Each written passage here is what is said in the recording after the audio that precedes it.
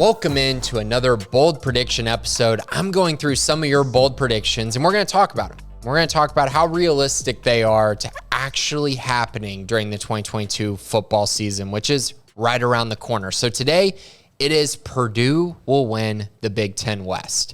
Now, this on the surface really isn't that bold, right? I mean, you look at the West Division, you see Illinois, Iowa, Minnesota, Nebraska, Northwestern, Purdue, Wisconsin. That's not a lot of juggernauts. You don't sit there and go, man, I'm afraid of a lot of these teams. I think when you first look at it, Wisconsin is probably the team that stands out to mostly everyone, right? That they're kind of the team that's been the most stable team in the Big Ten West, along with Iowa in certain instances. But taking a look at Purdue a little bit, everything I'm hearing is there's a big confidence that this could be one of the best offensive line and defensive line combos that they've had in a long time.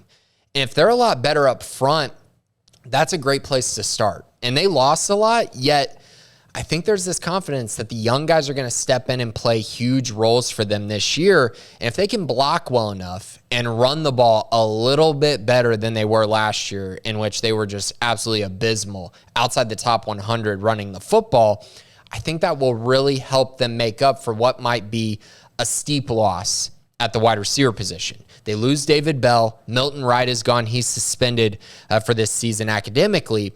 But for me, when I look at the offense, I trust Jeff Brom. They got Aiden O'Connell back. And I just think with Brom, whenever he's had a quarterback who he trusts, who's been in his system for a long time, that offense has done really, really well. I also like this team because if you look in the West Division, and this is something that Purdue's had the advantage on for, quite a few years now, these teams run a very specific style of offense, almost all of them. When you look at Iowa, Minnesota, Wisconsin, Northwestern, a lot of these guys just want to run you into the ground. They're going to want to keep running the football and keep running at you. They're looking to play games in the 20s, right? Purdue has the ability to score in the 30s. And when you have that ability, I think you're really going to be able to stress some of these defenses that really prepare to stop the run and might give up some things through the air. And I think that really favors Purdue in the West Division. Kind of looking at some other numbers. Wisconsin, 8.5 win total. They're the highest in the division. Illinois, Northwestern both have under 5 wins as the win total by Vegas. Lots of 7 and 5. So I think even Vegas doesn't even know what to do with this division. And I think that's kind of where a lot of people are at. It's kind of just up for grabs. You got Nebraska, who hasn't won more than 5 games in 5 years. Are they going to be better? Could they take a step forward? Northwestern was terrible last year, but Pat Fitzgerald never has back-to-back terrible seasons. Are they going to be back? Illinois, what's going on there? I think there's a lot of question marks, and I think that means that Purdue might have a sneaky opportunity this season. So let's look at their conference schedule. Penn State. First game of the year. How about we start with that on Thursday night game? That's a huge one. I think that's the biggest game on Purdue's schedule. I think if they win that game, there is a clear path to them potentially winning this division. They got at Minnesota, at Maryland, Nebraska, at Wisconsin, Iowa, at Illinois, Northwestern, at Indiana. I see a lot of wins on there. A whole lot of wins. I mean, Indiana, not very good. Northwestern wasn't good a year ago. Illinois beat Purdue last year, but Illinois is not very good either. That's 3 games I feel good about. Maryland, terrible defensively. Who knows what they're going to look like on the defensive side. You get Nebraska and Iowa at home. That's a good spot to be in my eyes. And if I were kind of going through it, I think 6-3 is probably what a lot of people would call the ceiling, but I think they could get to 7-2.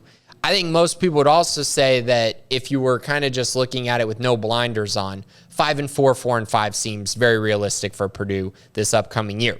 So now we got to look at it as how do you win the division? What's the number? How many games do you have to win this division? Well, in the last decade, the number is 7. You got to go 7-2 to win this division. There have not been very many situations where there's been ties. There have not been many down years in this conference. And when there have been down years, there's been a standout team, right? So you got a bunch of 5-4 teams, but one team went 8-1. And so that really puts the ceiling very, very high. Purdue's going to have to probably win 7 games in conference in order to win the West. And that's just the way things are. So if you look at their schedule, if I were to predict for them to go 7-2, I think that means the losses are probably at Minnesota and at Wisconsin. And that's it. Those are the only games in conference they drop. That means they do beat Penn State. They find a way to beat Nebraska and Iowa at home as well.